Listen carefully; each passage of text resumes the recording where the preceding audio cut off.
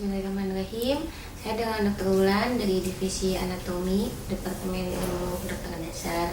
Selamat datang di Laboratory Activity Anatomy of Breast. Di sini kita akan belajar tentang breast atau payudara, di mana breast itu merupakan suatu exocrine gland atau kelenjar exocrine yang tugasnya adalah untuk memproduksi dan mensekresi air susu ibu.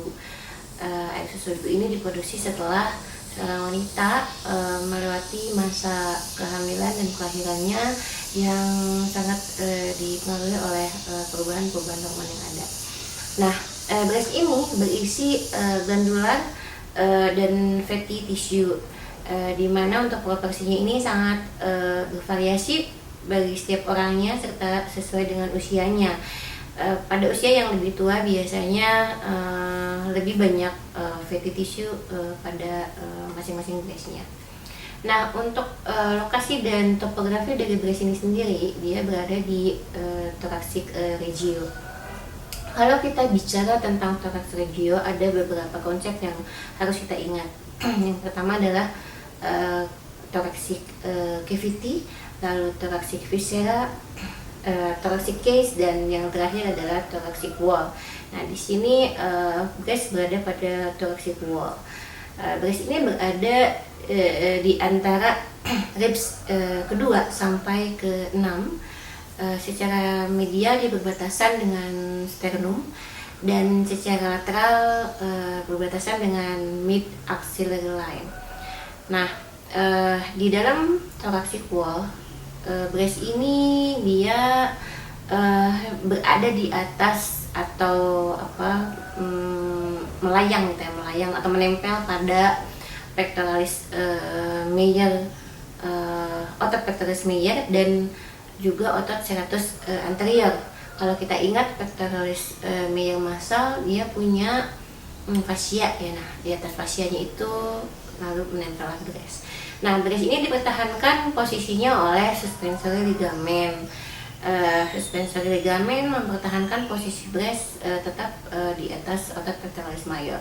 Nah, ligamen ini nanti akan berubah menjadi lebih stretch pada usia yang lebih tua. Ini berdasarkan penemuan dari Sir Ashley Cooper, yang dimana dia adalah seorang surgeon. Nah, kalau kita lihat dari lateral, penampakan lateral atau lateral view, breast ini dia mempunyai complete tree-like structure. Jadi kalau kita lihat dari mulai base sampai ke nipple-nya, di mana dia mempunyai, kalau kita buka, dia mempunyai beberapa lobus atau lobes sekitar 15 sampai 20 yang akhirnya dia akan berlanjut kepada lobules. Lobules nanti akan berlanjut pada lactiferous sinus. Di lactiferous sinus ini ASI dikumpulkan yang nantinya akan dikeluarkan melalui lactiferous duct yang ujungnya nanti berkumpul di nipple. Nah, untuk blood supply dari breast ini sendiri, dia mendapatkan supply secara lateral dari axillary artery yang nanti akan bercabang menjadi lateral thoracic artery.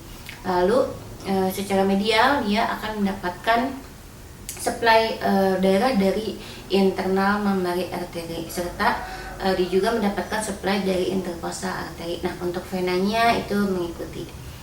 Nah, untuk lymphatic drainage ini pada breast sangat ekstensif ya, atau sangat luas. Dimana kalau kita lihat secara anterior dia punya pectoral nodes, dan kalau secara posterior dia punya subscapular nodes, secara lateral punya brachial nodes, dan secara medial dia punya internal thoracic nodes, serta dia juga punya infraclavicular nodes dan central nodes, serta ada apical nodes. Nah, pada kasus-kasus yang melibatkan penyebaran atau metastasis melalui jalur limfatik, itu biasanya pada keganasan atau pada malignansi di breast itu kenapa sangat cepat sekali penyebarannya, karena salah satunya adalah jalur lymphatic drainage ini sangat luas, sehingga kadang-kadang kita menemukan progresivitas dari penyakit ini cukup cepat ya gitu penyebarannya. Ya, untuk inovasi dari breast ini sendiri, dia mendapatkan dari supraclavicular nerve yang dimana nanti akan bercabang 3 menjadi medials, intermedials, dan laterals. Lalu mendapatkan inovasi juga dari lateral cutaneous nerve dan anterior cutaneous nerve yang merupakan cabang dari intercostal nerve. Nah, untuk kepentingan klinis, breast ini dibagi ke dalam kuadran-kuadran. Nah, pembaginya adalah garis hayal yang dibentuk secara vertikal dan horizontal. Vertikal ini kalau kita lihat itu dari jam 12 sampai jam 6, dan yang horizontal itu dari jam 9 ke jam 3. Nah, titik pusatnya itu berada pada nipal. Sehingga kalau kita lihat, dia berarti punya 4 kuadran. Ada kuadran yang sisi lateral atau outer, dan ada kuadran yang sisi medial atau sisi dalam. Nah, yang sisi lateral outer itu kita punya upper outer kuadran atau upper lateral kuadran dan lower lateral kuadran atau lower outer kuadran. Nah, sebelah sisi dalam atau sisi medial kita punya upper inner kuadran dan kita punya lower inner kuadran atau upper medial kuadran dan lower medial kuadran. Nah, pada sisi lateral paling superior dari upper lateral kuadran atau upper outer kuadran itu kita punya suatu daerah yang disebut dengan axillary tail. Nah, ini juga penting pada saat terutama pemeriksaan payudara untuk mengeksplor daerah axillary tail. Nah, baik demikian untuk introduction laboratory activity pada anatomy of breast kali ini. Kita akan lanjut kepada task yang sudah ditentukan. Terima kasih.